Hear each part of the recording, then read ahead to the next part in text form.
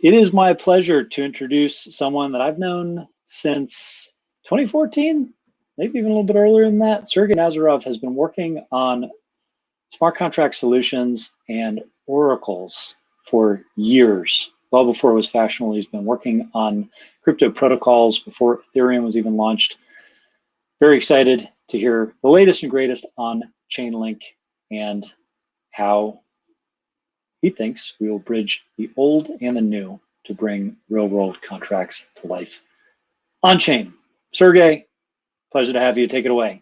So the nature of the problem that we'll really be discussing is how smart contracts can meet their full potential. There's a number of factors that need to happen for them to meet their full potential, which I personally define as them being the dominant form of digital agreement that is used to define financial products, global trade, insurance, and anywhere else with a highly trustworthy digital form of agreement would be preferred over a piece of paper or an untrustworthy form of digital agreement, which is the vast majority of use cases for digital agreements, the trustworthy kind. Now, the specific thing with smart contracts that we'll be examining is their ability to interact with the real world, with existing data, with existing enterprise systems, with existing payment systems, and how surpassing that limitation in the properly secured way can allow them to realize their full potential. So in order to fully understand that, we have to know where smart contracts are inherently and natively when they come to life on a blockchain. The reality is that there's something called the Oracle problem, which is inability for contracts to connect with external systems because of the way they're secured, and that security provides them with the reliability guarantees that make them so unique. But at the same time, it walls them off from external sources of data, which could be adversarial attackers, could be used to manipulate the outcome of the contract. And therefore, the smart contracts in their native state, when they just get spun up on a blockchain, they don't have access to external systems like market data, events data, various payments systems, and this is the nuanced problem that we're really going to be examining, and how the solution to that problem is not straightforward, and even more importantly, it's not inherent in how smart contracts work. Now, if you look at the current state of our industry, you know, I've like Ryan said, I've been here in the blockchain industry for I think over 7 years now, depending if you include my time mining. In that case, it's closer to 8 or 9. So it's been a while that I've been in our industry and seen it evolve. I think that we've had a long time to generate tokens and to enable those tokens to bring a lot of value into blockchain networks that we're now seeing be put into various DeFi products. And so you end up arriving at a place right now where, because tokenization is what blockchains are particularly known for, particularly able to do, you find yourself having the industry focused on tokens as the primary goal of blockchain technology. What I'm really advocating for, and what we're working towards in our part of the blockchain industry, is to expand the pie of what blockchains can do, and therefore both increase the amount of value that tokens are utilized for, and increase the types of contracts that blockchains and smart contracts are used to define. And it's this increase in the amount of contracts, in the types of contracts that are going to be used, that I think will take our industry into an entirely new direction. I've seen a directional shift in our industry before. In my time in the blockchain industry, the initial directional shift I observed was in 2013 and 14, when you went from Bitcoin multi-signature onto protocol smart contracts as a way to build the first generation of smart contracts, which was then called an app coin, and you would basically code a smart contract into a protocol. Then Ethereum deserves a lot of credit for taking us from these protocol contracts where you had to spend months or sometimes even over a year putting any new contract into a protocol, and taking us to a world where you could script up different smart contract conditions, just like web developers write code that's then realized very quickly and iterated on very quickly. Now, as I said before, the inherent limitation of this code is its ability to access external data. And that limitation, once it's broken away, I think will lead to another version of the smart contract world, which is really initially exemplified by DeFi. So if you actually look at what's going on in the market right now, people are excited about DeFi because it's another incarnation of this technology that isn't just about tokens. It relies on tokens to be the value that the financial product basically moves around or secures or pays interest on or speculates around or something like that. But the actual functioning of the contract is around the financial product, and the collateral and the value secured by that financial product is the tokens, which they were very important for seeding the ecosystem with enough value to justify the existence of these centralized financial products. But if you actually look at the architecture of every DeFi product, like even the people on the previous panel, every single one of their products depends on an oracle mechanism. It depends on the ability for the financial product to know about market data, to know about what's going on with crypto prices in most cases. In other cases, like synthetics, Brent crude oil prices, indexes, and basically the universe is as big as the universe of financial products, which depends on the type of data that system can have access to. So at the same time, you see a huge expansion and growth in the types of financial products being made, partly because teams like ours provide that data to smart contracts, and partly because smart contract developers can now quickly build these financial products without having to build infrastructure, just like I saw that initial acceleration in people creating tokens when they didn't need to build infrastructure or they didn't need to have conversations with protocol developers. They could just script up a token, generate it, and move it around. And in the case of a token, they didn't need an oracle because the token contract generated all the data it would ever need, which is essentially the token ledger and initial ownership, which it then moved around between addresses. But the scenario for DeFi as the initial incarnation of this next generation of smart contracts is very different, because you have a scenario where you're trying to increase the functionality of smart contracts by including inputs from the outside world. Those inputs aren't sufficiently secure. They need to be sufficiently secure if you're going to maintain the guarantees of a smart contract. If you want to call something a truly decentralized financial product or a smart contract that's actually providing the security and reliability guarantees that we've come to expect from them. And this is the dynamic that we specialize in, is how do we, this is our body of work, is how do we properly validate and secure an input into a decentralized financial product so it can meet the same high standards as the contract code scripted in a system like Ethereum.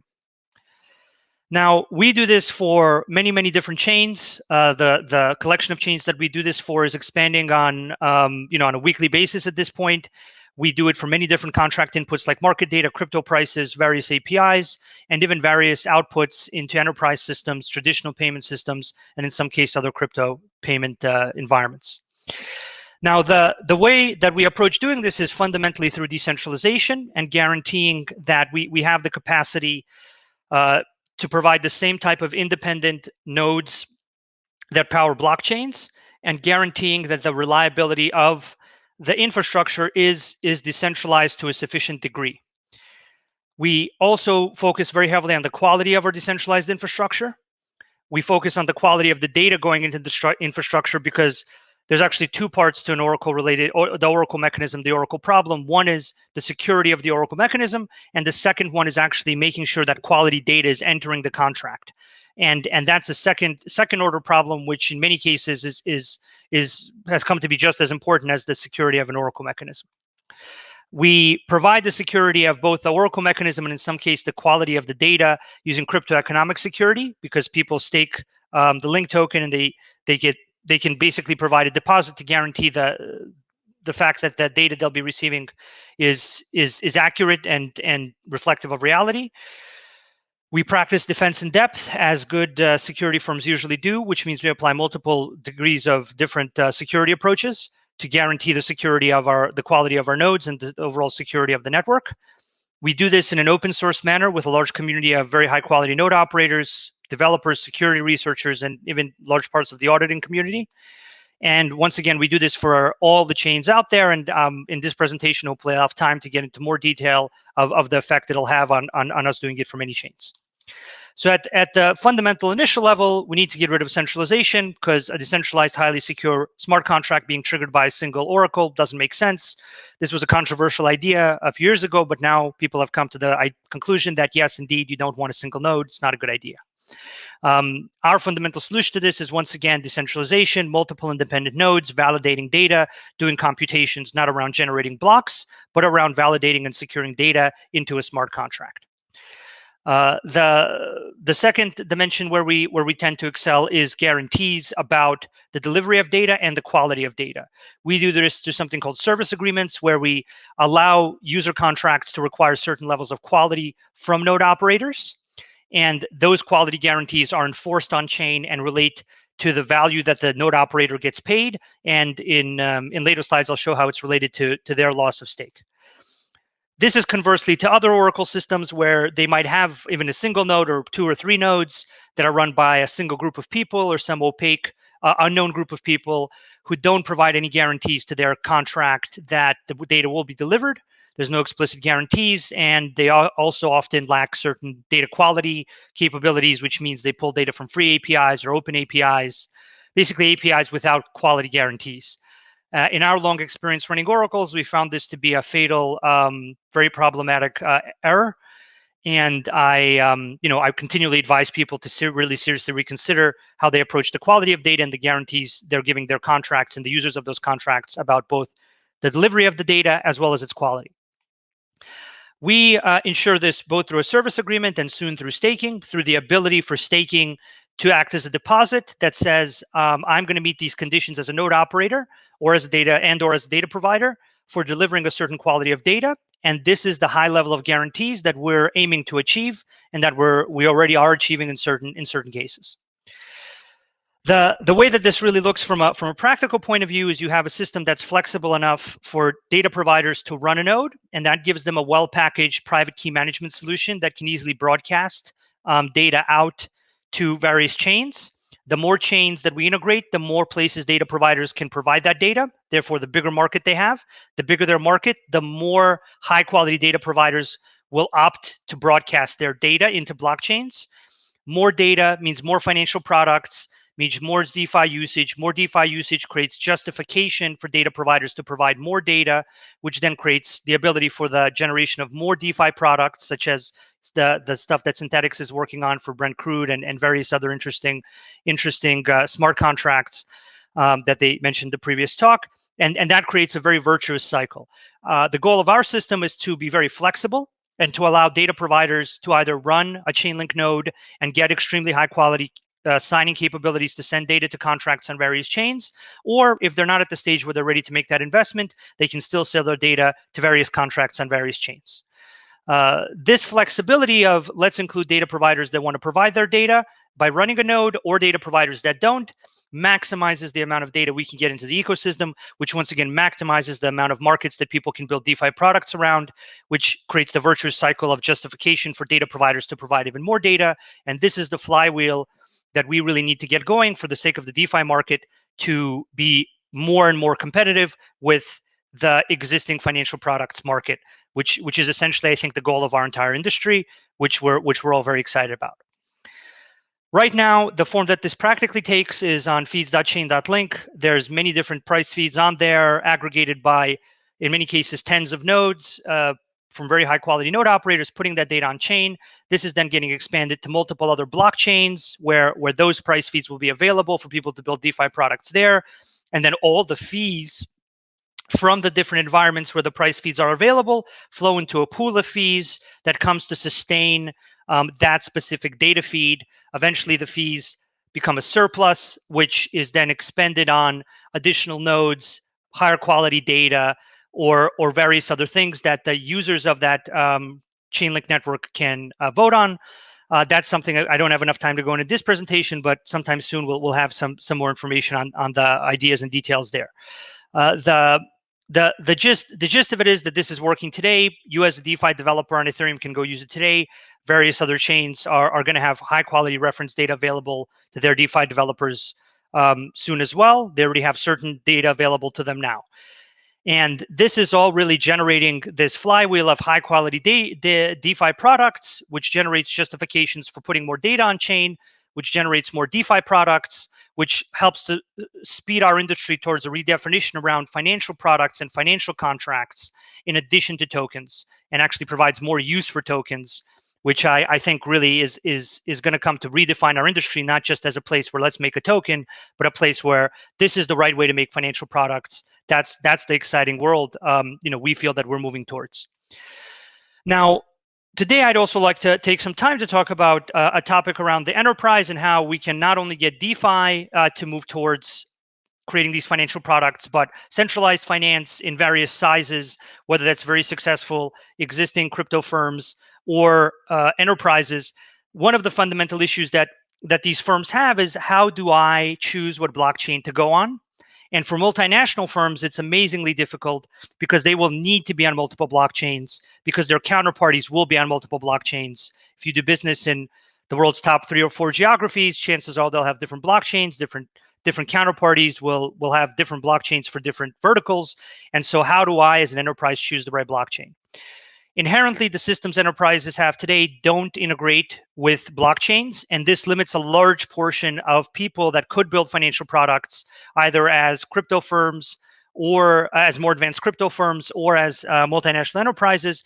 It renders them with a big hurdle to take their existing systems and bring them into connectivity and into a useful relationship with blockchain environments where they do want to conduct commerce. Once again, this is what an Oracle mechanism, a secure middleware like Chainlink does, is it provides a pathway for an existing infrastructure to interact with all the different environments that it needs. And as we add more and more blockchains, this becomes future-proofed. So instead of choosing one winning chain as a multinational, which is going to be extremely difficult to do, and even if you choose a winner, you'll likely have counterparties that have chosen their own winners, and you'll have to go and work with them in their environments.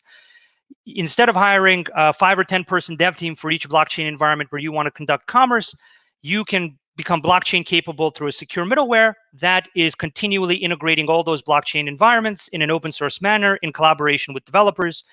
This gives those blockchains more users. It gives enterprises an ability, and crypto firms that have more centralized infrastructures, an ability to interface with smart contracts faster and more efficiently. And at the end of the day, it allows people to build contracts that use their existing infrastructure, use the data sources they're comfortable with, and provide a multitude of different basically smart contract financial products to more firms, more people at a faster rate. So not only is putting data on chain extremely important, it's also quite important to make sure that we can allow crypto native firms with more advanced existing infrastructures to be able to migrate into a more decentralized mode of interacting with smart contracts, as well as giving the ability for them to validate whatever their system says against other data sources, which gives the guarantees that their counterparties want for the smart contract to deliver its guarantees of something did indeed happen. I am going to pay correctly. You don't need to check me. I am indeed better than a database. And those are the guarantees we seek for all this to provide. One exciting example of this is the ability to create crop insurance. Crop insurance is sorely missing in many emerging markets where people can't have insurance because the local legal system can't provide them with the assurances that they need to have a reliable insurance provider. With high quality Oracle infrastructure connected with smart contracts in whatever preferred form in that specific geography, you can have existing insurance companies, insurtechs with existing infrastructure come in, generate on-chain commands for policy payouts, and really change the lives of people that traditionally haven't had certain contracts available to them. And even today, we're already seeing this happen because either crypto native firms or insurtechs or insurance companies need a pathway to be able to interact with blockchain infrastructure that is efficient and future-proof and allows them to generate the financial products they know their users need, but which they can't generate in the legal context of their geography. And I think this is really the world-changing, one of the initial world-changing events that's going to happen from our industry, is not only are developed markets going to become more transparent and efficient and change the way that they function to eliminate systematic risk, which affects all of us very negatively, even if it's in extreme spikes and therefore sometimes forgotten. But the capacity to give policyholders or people that didn't have access to a certain contract, like insurance, that they would need to actually sustain themselves is something that's truly a world-changing thing, in my opinion. If this is interesting and it seems like a worthwhile body of work, we are looking to work with fascinating, smart people that are interested in solving this problem. We'd be excited to talk to you if this is a problem you think that's worth solving. Hello? Sergey, thank you very much. That was great, man. Right on time as well. So appreciate you joining, and hope that you'll stick around. I think we probably have some folks in the chat that might have a few different questions in hopping. If you want to hang out for a couple minutes, if you're able, hopefully you'll be able to stick around. But otherwise, great presentation, and definitely look forward to seeing you again soon once all this blows over. Yes, same here, Ryan. Hope you're doing well. Thanks again for including me, and looking forward to chatting again sometime soon. I'll try to figure out if I can find where that is. I do have meetings after this, but I will do my best to see if I can find how to get in there. Thank you. Sounds great. Take care. Take care.